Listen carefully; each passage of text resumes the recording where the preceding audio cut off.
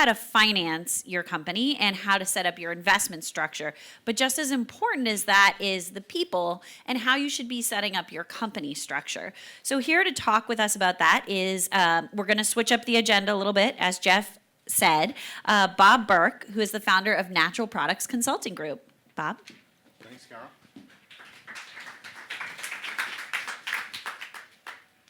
Hi, everyone. So maybe just a quick show of hands. How many folks are founders? Good. And how many, say, have a team of 3 to 5 or more people? Okay, you come to the right place.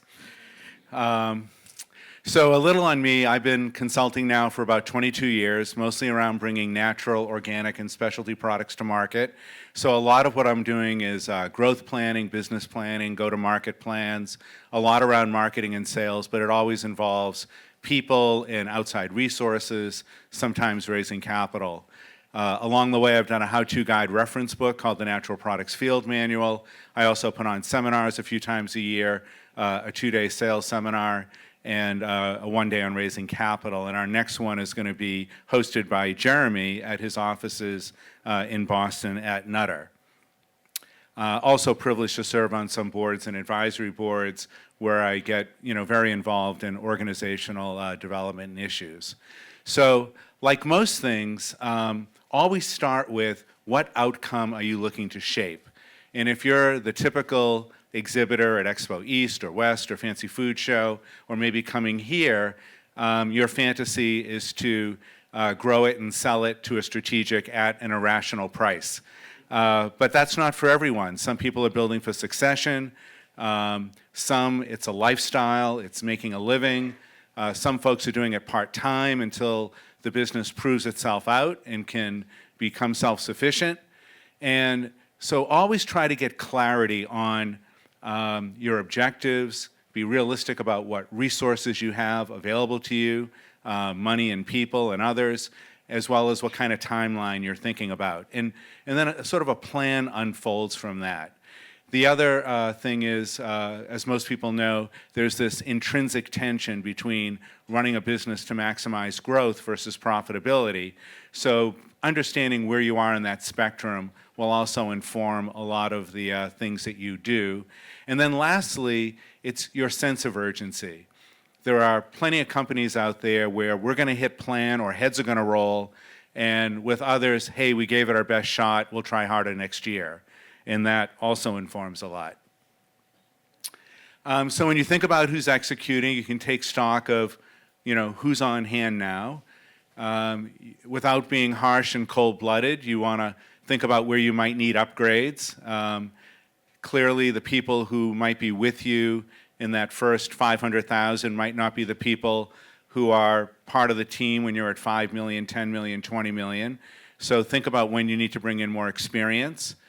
You'll have your whole ecosystem of service providers, and that could be attorneys and accountants, consultants, advisors, agencies, et cetera. And then I'll talk a little more about advice in a few minutes, but for a lot of you, advisory boards can be a big help, as well as being part of a share group.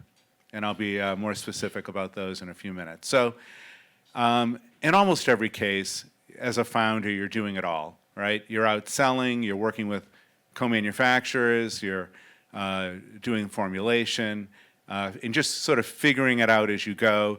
There's the well-worn analogy of building the plane as you're flying. And so if you have a partner, without sounding too cliche, it almost always works out that someone's more outwardly focused, i.e., more sales and marketing. The other's a little more inwardly focused, focused a little more on operations and finance and accounting. And really think about, what is your highest and best use to propel the company forward? In other words, is it innovation? Is it marketing? Is it sales? Is it, running a tight ship from an operational standpoint? But again, be honest, be cold-blooded about it in terms of self-assessment, and then think about where you need to shore up other functional areas of the business. The beautiful news is you can outsource most things. That's not a shocker. But there's many brand management companies out there. What they are is contract sales organizations. 20 years ago, they might have been called master brokers. There's agencies like Grow Agency. There's also every possible type of, social media, PR, digital marketing, as well as a lot of folks out there who can contract as an outsourced CMO, VP of marketing, that kind of thing. Tomorrow, I know we're going to have JPG Resources here. We're also good friends with Whole Brain Consulting. They're folks that can help you source co-manufacturers, raw materials, can manage your operations for you if you need that, and allow you, if this is your strength, to really focus on building distribution, building your brand, working on new products. There's 3PLs, third-party logistics, also known as public warehouses, that can store your product, build orders, get them out the door, and even arrange transportation and pickup. Likewise, there's outsourced accounting firms and people who can serve as an outsourced CFO. Now, when you have these contracted roles, besides being more affordable, besides using them strategically, an important role they play might be mentoring, say, a mid-level or more junior-level person on your team and help groom them and develop them and give them exposure to more experience. And of course, you can do this with formulation and innovation as well. So in most companies, founders are leading sales, and then almost always that next hire is this omnibus utility person. It might be sales operations, it might be customer service, light bookkeeping and accounting, even getting samples out the door to brokers. And so that utility person is a really key person. Often the first hire is a sales manager if you're a founder. And then as the company develops, you might bring in somebody for operations and then a controller, bookkeeper, accounting manager, et cetera, if you're not outsourcing. Almost always you need to get out of the office. And so if you're part of a high growth, young company, it means getting in front of customers, getting out into the market, working with your brokers, distributors, et cetera, which means ideally you've got somebody holding the fort back home. And it's true, we can all, work remotely with Wi-Fi, laptops, cell phones, et cetera, but, having someone who's inside, who's getting the calls from brokers, customers, suppliers, et cetera, while you're out on the road is often a good thing to do. And even though you have high ambitions and great expectations, resist the temptation of building out the team too early. You can burn a lot of cash that way. We've seen a lot of companies have to do ever-increasing successive rounds of financing to support, this investment spending. Get the business going first. Run as lean as you can, as long as you can. So without being too repetitive, as founders, you're always going to be involved in sales. My friend Gary Hirschberg, who I worked with for a long time from Stonyfield, the company's been sold a couple times. He's no longer chairman. He still meets with customers. And for a lot of you, no one's going to tell your story better in terms of being in front of a key customer. You're going to want to be part of that as much as you can, as often as you can. But then once you're in, there's all the work that comes afterwards around setting up promotions, organizing demos, being part of category reviews and things like that. And so that's when you often need to bring in a sales leader, someone who's going to help with the go-to-market plan, someone who's going to, on an everyday basis, work with brokers and distributors, do the key account calls, and be focused on how the business is doing against plan, looking at syndicated data, understanding trade spending, and having systems in place to track and manage all that. And while marketing is essential and very important, that's something where, again, you can probably outsource that as well as, get help in terms of getting it right, in terms of your positioning, articulating what your brand stands for, amplifying your storytelling, but you don't necessarily have to hire a VP of marketing early on. So I get a lot of calls doing what I do. I have a pretty big network in the industry, and so I often get calls from people saying, hey, I'm looking for a head of sales. And almost on a daily basis, I will say, hang on a minute, did you know that there are these groups called brand management companies or contract sales? Meaning you can get a small, medium, or large team of people who are experienced, knowledgeable, well-connected, hit the ground running, get results right away, versus the risk of hiring the wrong person. And I'll say casually, half the time it's the wrong hire, and somebody within earshot will correct me and say 2/3 of the time it's the wrong hire. So you want to reduce that risk. Most of these firms work on some kind of a retainer. So depending on the channel, depending on national versus regional, depending on the size of their team, could be anywhere from, say, $5,000 a month upwards to $15,000 a month, and then usually some kind of an incentive, which could be growth over last year, it could be percent of sales, and eventually, if you're with them long enough, it would just sort of gravitate towards a straight commission. But these groups can be very, very good either as a stepping stone until the business scales and you can take it in-house, or in many cases, I've seen it go long-term, where they might start out doing everything, and then they might hold on to a channel or two as you build out the rest of the sales infrastructure and ecosystem.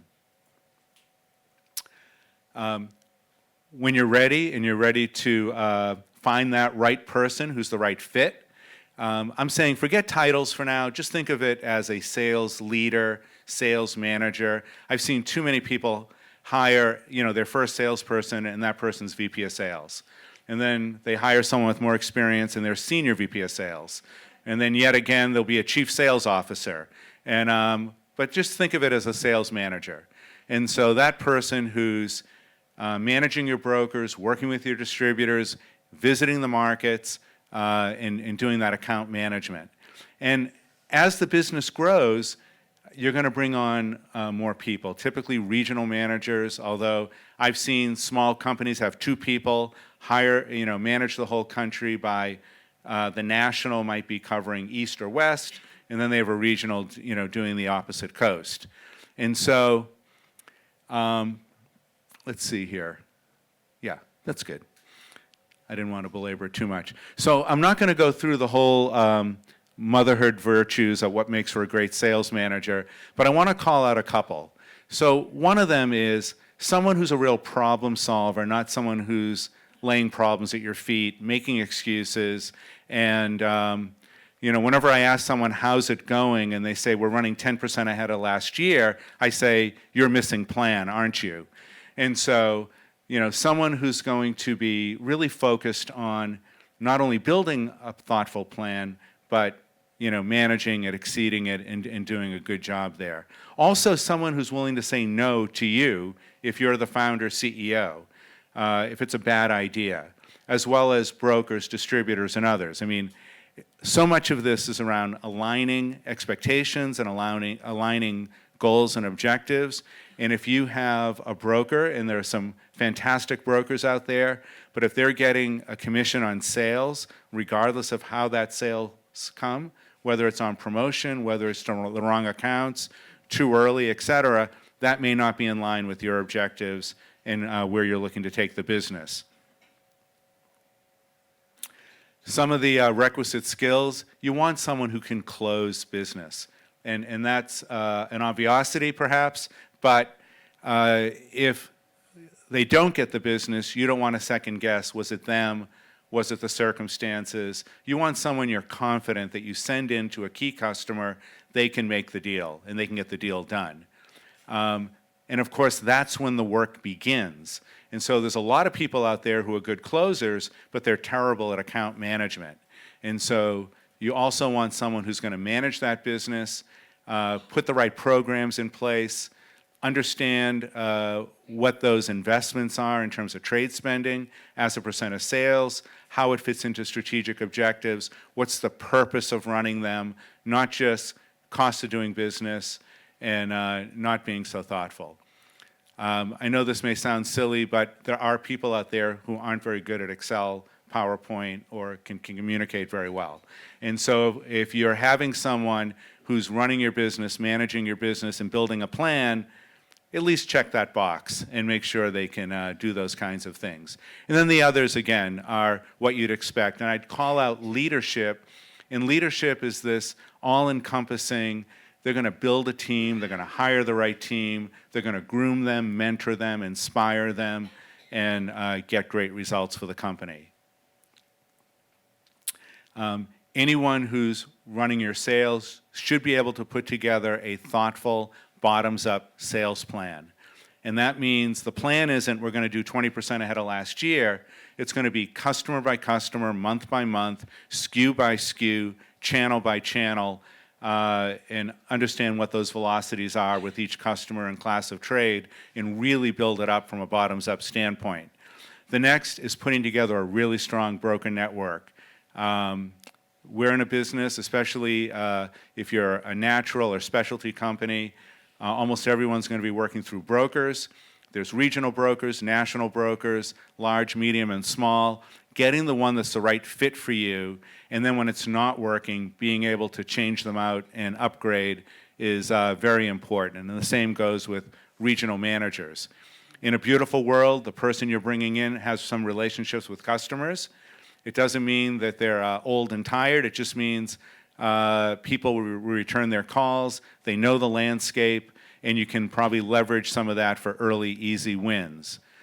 Clearly understand how distribution works, how to reach the key customers. If they have category experience in your category, that's a big plus. Certainly understanding category management in terms of what's your reason to be on the shelf. When each of you stand in front of a retail buyer, broker, distributor, investor, they're putting you through the filter of, is this truly innovative and going to grow the category, attract a new user, trade someone up to higher margin, penny profit, ring, et cetera, or is this redundant? Is it a Me Too product and we're just swapping sales from one pocket to another? So someone who can really articulate what your role in the category is and why the customer needs you is absolutely essential. And then, of course, having strategic pricing and trade and customer marketing programs to support that is very important.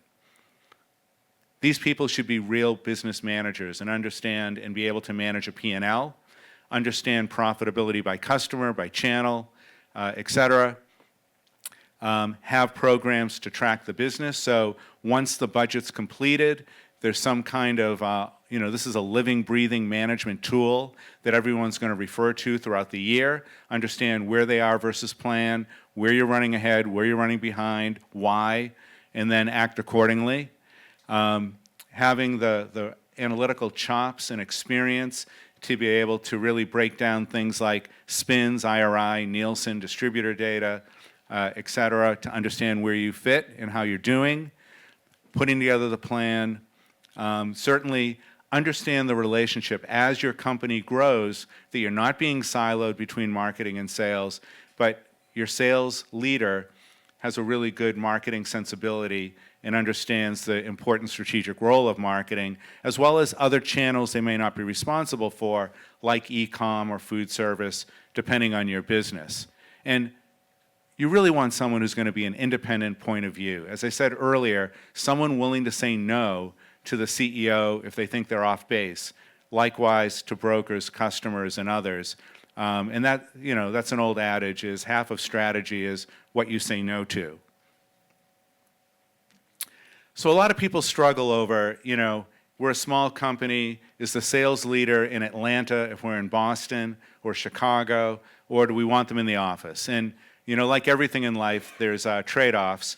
And all things being equal, having them based out of the headquarters, assuming you have an airport nearby, is usually better, right? Because of all the informal hallway conversations, camaraderie, et cetera, esprit de corps that can happen when someone's on site. But, all things being equal, go for the A player. And so if there's a better candidate who's a better fit, and they're going to be remote, and they come into the office as needed, so be it. you have to have someone who's willing to travel for an early stage company. You're not going to do business over the phone. You're not going to do it over email. Someone's got to get out in the field and make things happen, visit the markets, meet with the brokers, get in front of customers, and understand what's going on. One of your ulterior motives is getting an unfair share of the broker's time, and part of that happens by building those personal relationships. I said earlier, one of the first hires is this, utility person. And so in some cases, it's sales administration, sales operations, sales support, customer service, et cetera. But this person is the hub between what's going on outside with brokers and people in the field, as well as operations, finance, accounting, et cetera, internally. So having a strong person in that role is really essential. And they're going to, do all the support kinds of things, as well as help with some of the data and some of the other things like that. When it comes to managing customers, think in terms of 80-20, right? If you get your handful of key customers right, in terms of solid programs in place, the right SKUs, the right support, et cetera, everything else tends to fall into place.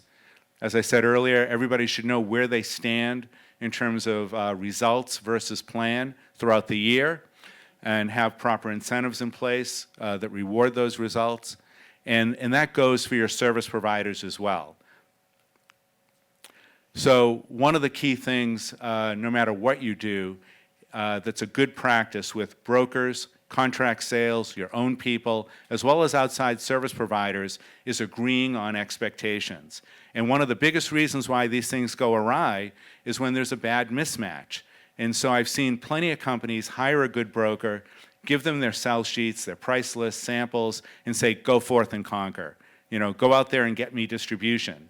And what you should be saying is, we want to get these 4 SKUs into these 60 stores over the next 90 days, and then we'll review those results. Everyone's heard of SMART goals, right? Specific, measurable, achievable, realistic, time-specific. That's how you should be talking with these outside folks, not build distribution, get sales. And when you're interviewing brokers, interviewing new hires, et cetera, ask, what do you think is realistic if you join us on what we're going to accomplish over the first 90 days, 6 months, 12 months? And make sure you're on the same page. And if you're looking to double business, they may come back to you and say, hey, we missed the category review for Whole Foods. It's not happening again until November. Or this reason or that reason, as long as it's not sandbagging.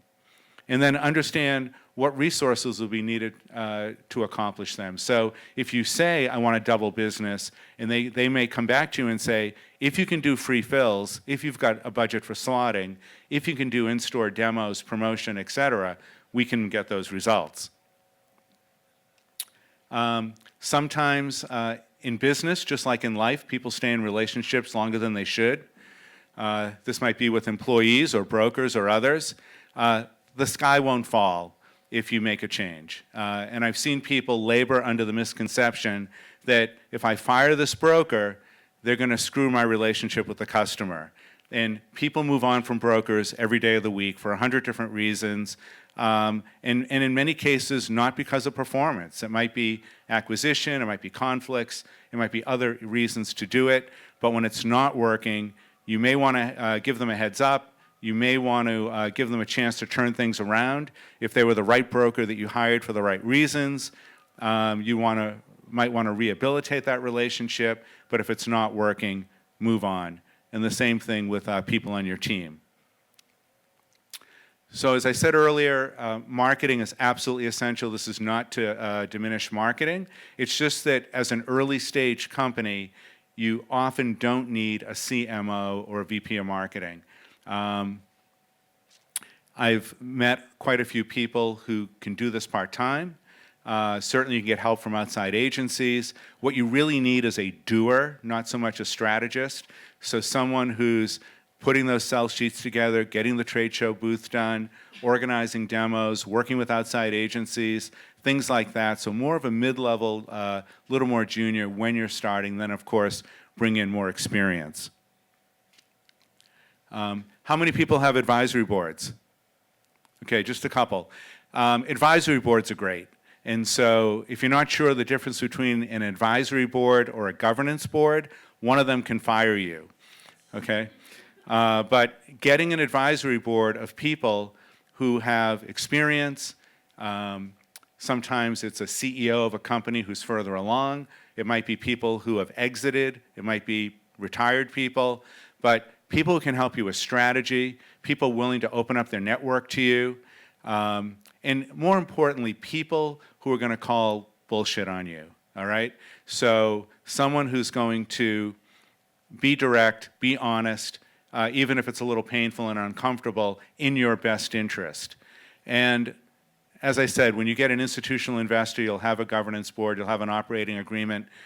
Jeremy can talk ad nauseum on those subjects. And then the other thing that's really good to consider is a share group. And a share group just means a group of your peers. It could be 4 companies, it could be 10 companies. I organized one of these many, many years ago when I was at Stonyfield. We had about a dozen members. We met a couple times a year. The ground rules where everything stays in the room. We didn't have any direct competitors.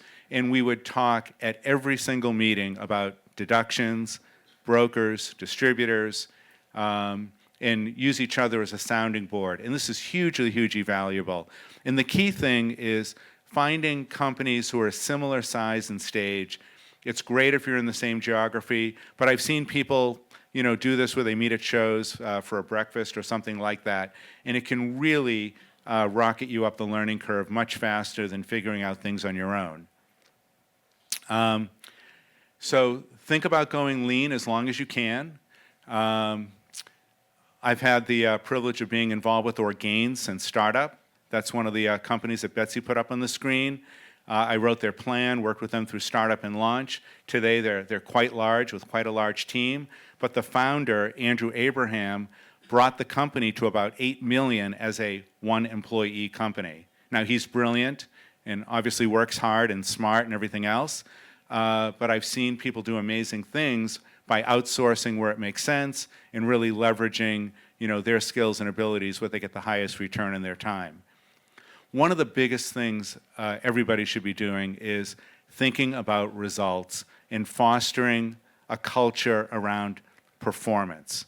A lot of people throw around the term family. We're a family. Isn't family great? Well, with your family, you take them as they are. Whereas a team, you got to make the team. You got to qualify for the team. You got to stay, perform to stay on the team. And so having that kind of a culture is really important. And then don't be penny wise, whether it's key hires, agencies, outside providers. Don't always go with the low bid. You want to be thrifty and frugal and obviously stretch your resources, but if a little extra gets you a lot more in the way of experience, fit, and everything else, go for it. And that's all I have. That's the book. Time for a question? Any questions? There we go. Any questions? Stunned silence. Oh. Here we go. Wait. To set up an advisory board, what would you say is typical structure, remuneration, things like that? Yeah. So there's a pretty wide swing in terms of, so the question was about advisory board. So one of the things as a founder is you're talking about your expectations in terms of what you want from those folks. So that might be frequency of meetings. Is it quarterly? Is it a couple times a year? Is it in person? Is it conference call, Skype, et cetera? There should be some kind of compensation, although I've seen the full gamut from occasional baseball game tickets to equity. As well as cash compensation. But I'd say the norm that I see most often is a little bit of equity. Again, a lot depends on size, stage, and time commitment. So if you're very early on, presumably the contribution will be greater, time to liquidity will be much longer, there'll be dilution, et cetera. So you want them, involved. You want hearts and minds caring and involved and have it be something meaningful. And so that can be anywhere from 0.25% to 0.5% to 1%, depending on all those things. I have a question. You mentioned some of the folks that can maybe provide you advice. I've been hearing from a lot of founders about them personally hiring leadership coaches to kind of help them and advise them. I know you mentioned folks who can kind of call you on some of the stuff they said, helps them understand, what is making you upset about this. Have you seen that as a rising thing that a lot of CEOs and founders are looking to? Yeah, so I have, I've worked with quite a wide number of entrepreneurs over the years, and some of them have had a CEO coach or leadership coach. Some are part of mastermind groups or Vistage, which is kind of like a share group. So I think it's fairly common out there. Awesome. But I can't point to a specific example. Any other questions? All right, well, thank you.